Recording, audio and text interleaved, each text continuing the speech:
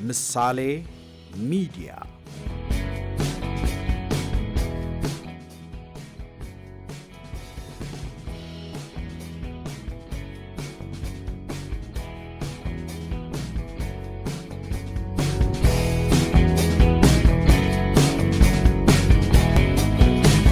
ምሳሌ ሚዲያ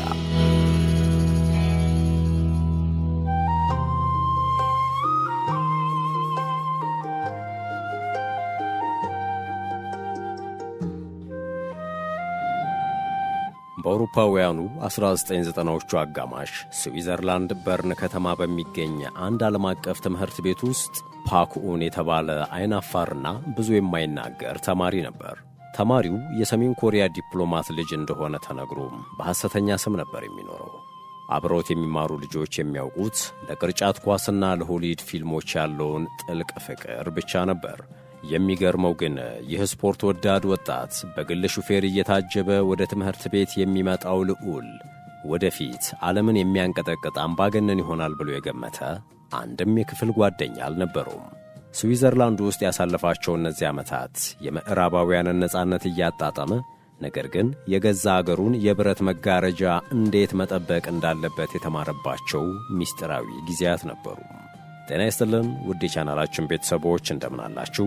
በዚህ ዝግጅት ከስዊዘርላንድ አይናፋር ተማሪነት እስከ ዓለም አቀፍ የኒውክሌር ስጋትነት የዘለቀውን የሰሜን ኮሪያውን መሪ ኪም ጆንጉን ምስጢራዊ ሕይወት፣ የጭካኔ እርምጃዎችና ያልተሰሙ ታሪኮችን ይዘንላችሁ ቀርበናል። እስከ ዝግጅታችን ፍጻሜ ድረስ አብራችሁን ቆዩ።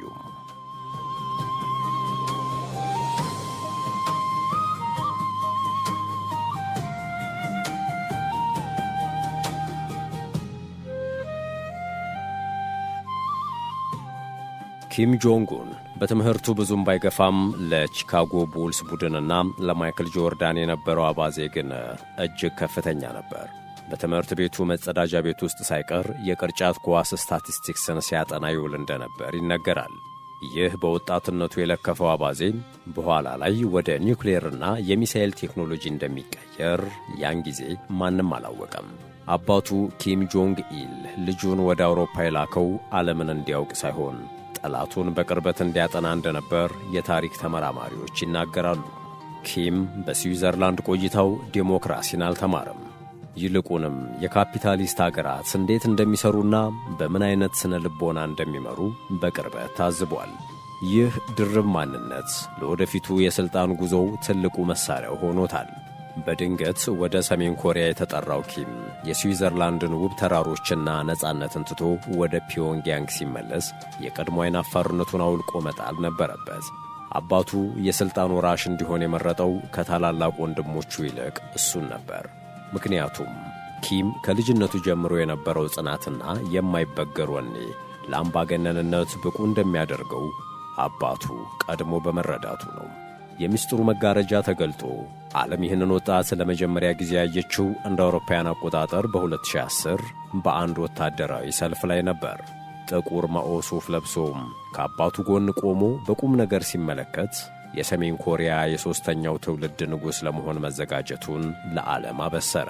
በስዊዘርላንድ የበቀለው ያ ምስጢራዊ ዘር አሁን በኮሪያ ምድር አደገኛ ፍሬ ሊያፈራ ተዘጋጅቷል። እንደ አውሮፓውያን አቆጣጠር ታኅሳስ 2011 ኪም ጆንግ ኢል ሲሞት ኪም ጆንግ ኡን በ28 ዓመቱ የዓለም ትንሹ መሪ ሆኖ ሥልጣን ተረከበ።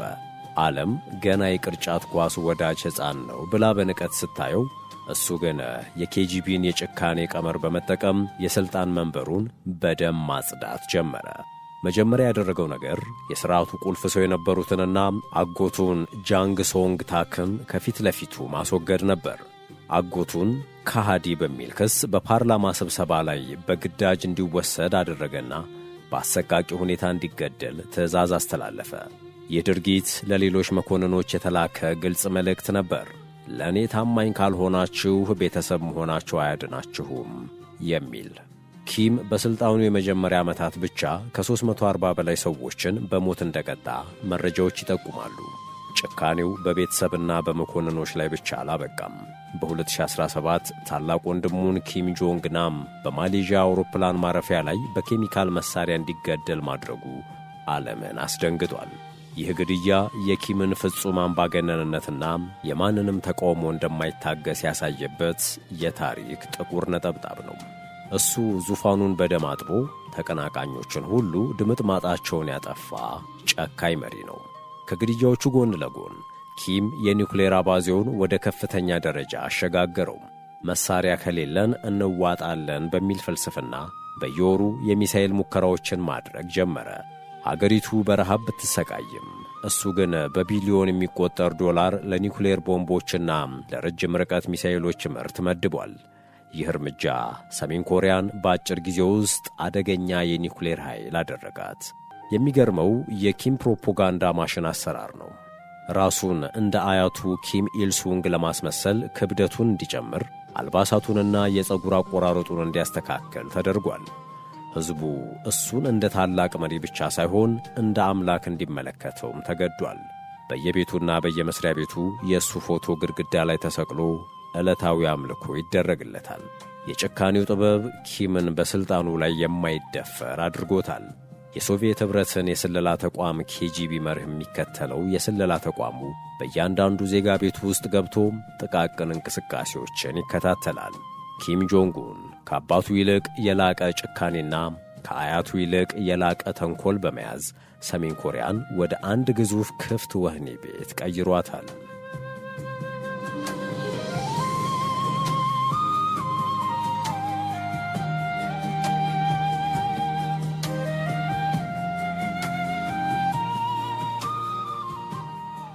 እንደ አውሮፓውያን አቆጣጠር በ2017 ለኪም ጆንጉንና ለዓለም እጅግ አስፈሪ ዓመት ነበር። በኪምና በአሜሪካው ፕሬዝዳንት ዶናልድ ትራምፕ መካከል የተጀመረው የቃላት ጦርነት ዓለምን ወደ ሦስተኛው የዓለም ጦርነት አፋፍ አድርሷት ነበር። ትራምፕ ኪምን ሮኬት ማን ሲለው፣ ኪም ደግሞ ትራምፕን አእምሮን የሳተ ሽማግሌ በማለት አጸፋውን መለሰ። ኪም ጆንጉን በወቅቱ ዓለምን የሚያስገርም ሌላ ካርድም በእጁ ይዞ ነበር። ድንገተኛ የሆነ የዲፕሎማሲ ሽግግር በማድረግ ከጠላቶቹ ጋር ፊት ለፊት ለመገናኘት ወሰነ። እንደ አውሮፓውያን አቆጣጠር በ2018 በሲንጋፖር ከዶናልድ ትራምፕ ጋር ሲገናኝ የዓለም ሚዲያዎች ትኩረት ሁሉ በእነዚህ ሁለት ተቃራኒ ሰዎች ላይ ነበር። ኪም ከሮኬት ማንነት ወደ ሰላም ፈላጊ ዲፕሎማትነት ራሱን ቀየረ። ይህ የዲፕሎማሲ ድራማ ኪም የፈለገውን ሰጥቶታል። ከደቡብ ኮሪያው መሪ ሙን ጄኢን ጋር በድንበር ላይ እጅ ለእጅ ተያይዞ ሲሻገር ዓለም ሰላም መጣ ብላ ተስፋ አድርጋ ነበር። ሆኖም ይህ ሁሉ የኪም ስልታዊ ጨዋታ ነበር። የኒውክሌር መሣሪያውን ሳያስረክብ የሀገሪቱን ማዕቀብ ለማስነሳትና ጊዜ ለመግዛት የተጠቀመበት ብልህ ዲፕሎማሲያዊ ስልት ነበር። በዚህ መሃል ደግሞ አንዲት ሴት በቤተ መንግሥቱ ውስጥ በኃይል ብቅ አለች። እህቱ ኪም ዮጆንግ። እሷ የኪም ጋሻና ሰይፍ ሆነች። የፕሮፓጋንዳ መምሪያውን እየመራች ለጠላቶቿ እጅግ የሚቆጠቁጡና ጠንካራ መግለጫዎችን በመስጠት የጭካኔው ንግሥት ተብላ ተጠራች። ኪም በዲፕሎማሲው ሲስቅ፣ እሷ ደግሞ ከበስተጀርባ ሆና ዛቻውንና ማስፈራሪያውን ትመራ ነበር። የዲፕሎማሲው ድራማ በቪየትናሙ የሃኖይ ስብሰባ ላይ ሳይሳካ ሲቀር ኪም ወዲያውኑ ወደ አሮጌው ማንነቱ ተመለሰ። ምዕራባውያንን ማመን አይቻልም በሚል መሪ ቃል አገሪቱን ዳግም ዘጋ። ይህ የዲፕሎማሲ ጨዋታ ኪም በዓለም መድረክ ላይ ዕውቅና እንዲያገኝና እንደ እኩል ኃይል እንዲታይ አድርጎታል። ትላንት ይንቁት የነበሩ መሪዎች ዛሬ ከእርሱ ጋር ለመደራደር ተገደዋል። ኪም ጆንጉን በዲፕሎማሲው መድረክ ላይ ያሳየው ብቃት በስዊዘርላንድ የተማረውን የምዕራባውያን ስነ ልቦና እንዴት እንደሚጠቀምበት ማሳያ ነው።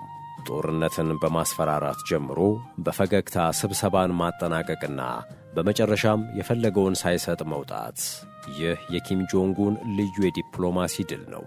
ዓለም በኪም የጨዋታ ሜዳ ላይ እንድትራመድ አድርጓል።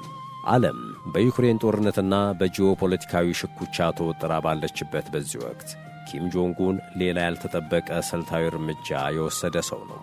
ለብዙ ዓመታት በቻይና ጥላ ስር የነበረው ኪም አሁን ፊቱን ወደ ሞስኮ አዙሯል። ከቭላዲሚር ፑቲን ጋር የፈጠረውም የጠላት ወዳጄ ነው አይነት ጥምረት ዓለምን ወደ አዲስና አስፈሪ የቀዝቃዛ ጦርነት ድባብ ውስጥ ከቷታል። ኪም ለፑቲን የሚሳኤልና የጥይት ክምችቱን ሲያበረክት፣ በምላሹ ደግሞ ሰሜን ኮሪያ ለዓመታት የተመኘችውን የጠፈርና የሳተላይት ቴክኖሎጂ ከሩሲያ እያገኘች ነው። ከሁሉም የሚገርመው የኪም የራስ መተማመን ብቃት ነው። በአንድ ወቅት በዓለም አቀፍ ማዕቀብ ተቆልፎበት የነበረው መሪ ዛሬ የሩሲያ የጦር ግንባር ዋና ደጋፊ ሆኖ ብቅ ብሏል። ይህ ጥምረት ለኪም የኢኮኖሚ ትንፋሽ ከመሆኑም በላይ አሜሪካና አጋሮቿ በሰሜን ኮሪያ ላይ ያላቸውን ጫና ዋጋ ቢስ አድርጎታል።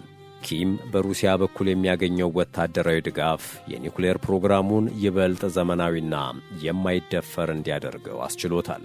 ከሩሲያ ጋር ያለው ትብብር ከወታደራዊ ድጋፍ ባለፈም ትልቅ የፖለቲካ መልእክት አለው። ኪም ለዓለም እያሳየ ያለው እኛ ብቻችንን አይደለንም የሚል መልእክት ነው። በፒዮንግያንግ ጎዳናዎች ላይ የፑቲን ፎቶዎች ከኪም ጎን ተሰቅለው ማየት አሁን እየተለመደ ሆኗል። ይህ አዲስ የጥላዎች ጥምረት በምስራቅ እስያ ያለውን የኃይል ሚዛን ሙሉ በሙሉ የቀየረና ለምዕራባውያን ትልቅ የራስ ምታት የሆነ ስልታዊ ጥምረት ነው። በዚህ አዲስ የኃይል አሰላለፍ ውስጥ ኪም የራሱን የንጽሕና አብዮት እያካሄደ ነው። ወደ ውጭ ከመመልከት ይልቅ አገሪቱን ዳግም በመዝጋት የምዕራባውያን ባህልና አስተሳሰብ ወደ ሰሜን ኮሪያ እንዳይገባም ጥብቅ ቁጥጥር እያደረገ ይገኛል። የውጭ ፊልሞችን ማየት ወይም የውጭ ሙዚቃ መስማት ከባድ ቅጣት የሚያስከትልባቸው አዳዲስ ሕጎችን አውጥቷል። ኪም ሥልጣኑን ለማጽናት የሕዝቡን አእምሮ ከማንኛውም የውጭ ተጽዕኖ ነፃ ማድረግ እንዳለበት ያምናል። የኢኮኖሚ ስትራቴጂውን ቢሆን ወደ ራስን መቻል አድልቷል። ምንም እንኳን አገሪቱ በከፍተኛ የምግብ እጥረት ብትሰቃይም ኪም ቅድሚያ የሚሰጠው ግን ለጦር መሣሪያ ልማት ነው። ለሕዝቡ ቀበቷችሁን እሰሩ እያለ እሱ ግን በቢሊዮን የሚቆጠር ዶላር ለሚሳኤል ቴክኖሎጂ ያፈሳል። ይህ የኪም ጆንጉን ወታደራዊ ቀዳሚነት ፍልስፍና አገሪቱን ወደ ተራቀቀ የጦር ፋብሪካነት ቀይሯታል። ኪም ጆንጉን ከሩሲያ ጋር ያለው ግንኙነት ለቻይናም ቢሆን ማስጠንቀቂያ ነው። ኪም ለቤጂንግ ብቻ ታማኝ አለመሆኑንና ሌላ አማራጭ እንዳለው እያሳየ ነው። ይህ የብልጥ አምባገነን ጨዋታ ኪምን በዓለም መድረክ ላይ የማይገመትና አደገኛ ተዋናይ አድርጎታል። የፑቲንና የኪም የእጅ መጨባበጥ የድሮውን የሶቪየት ኅብረትና የሰሜን ኮሪያን ወዳጅነት ዳግም የቀሰቀሰም የታሪክ ክስተት ሆኗል።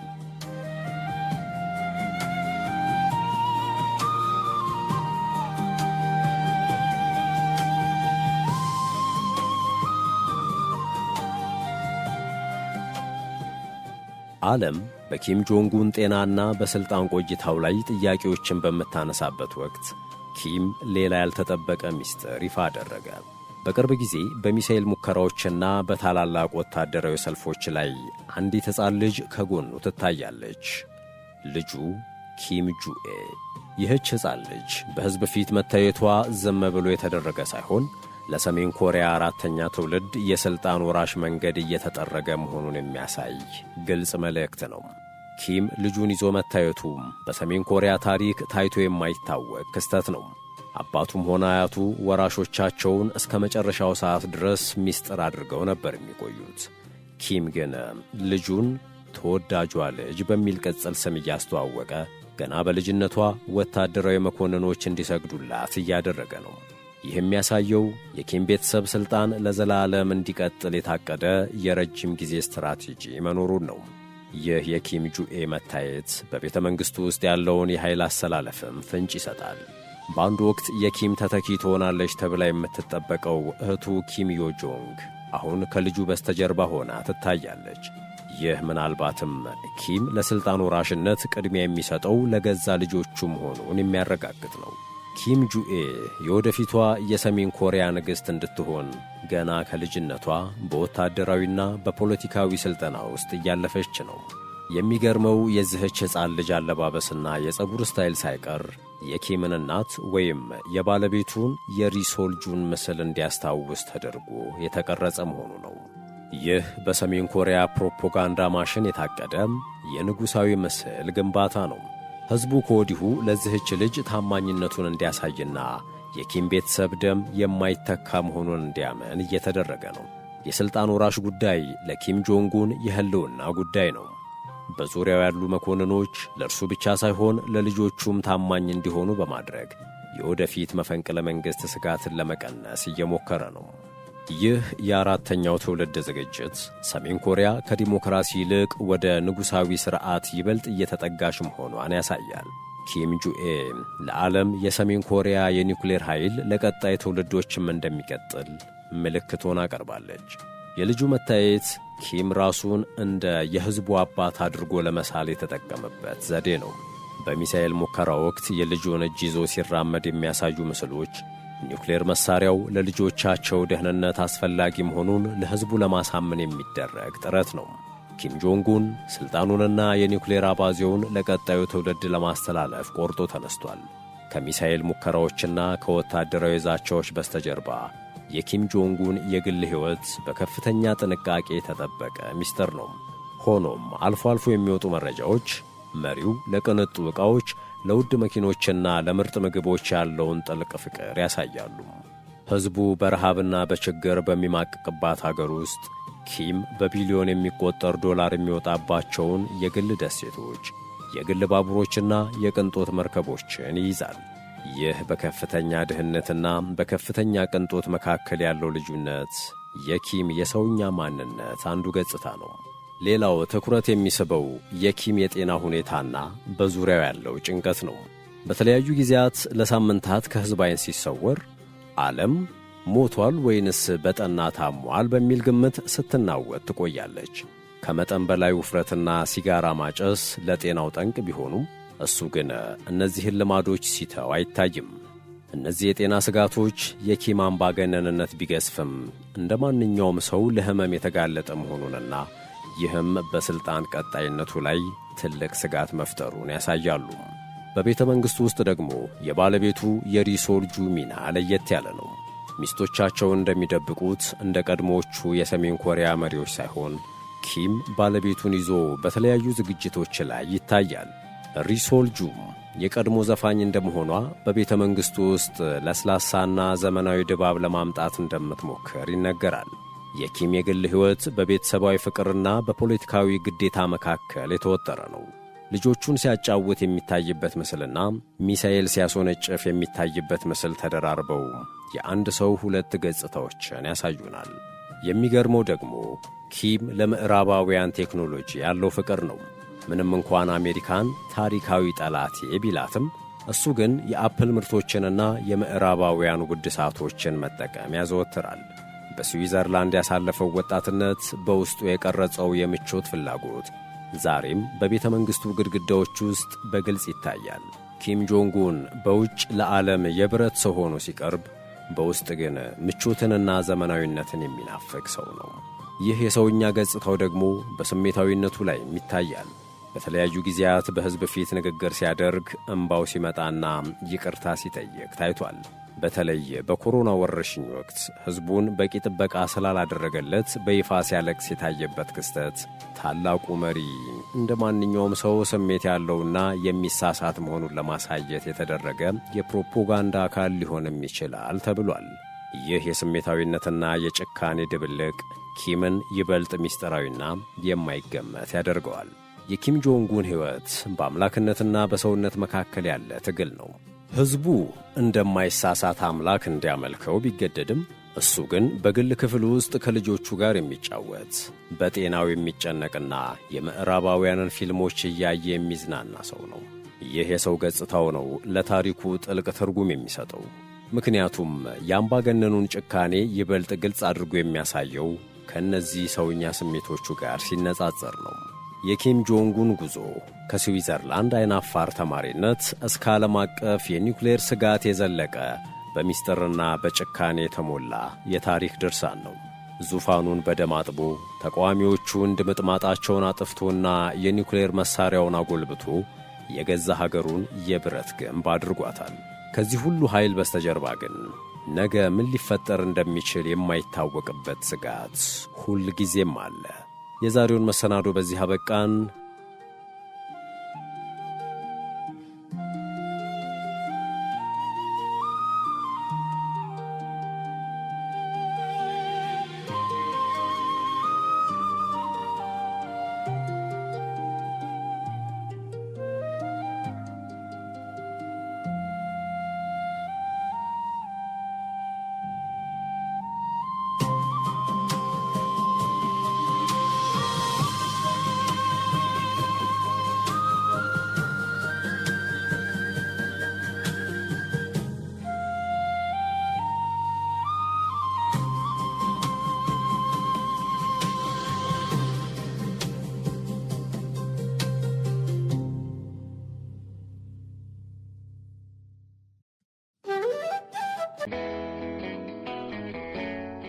ምሳሌ ሚዲያ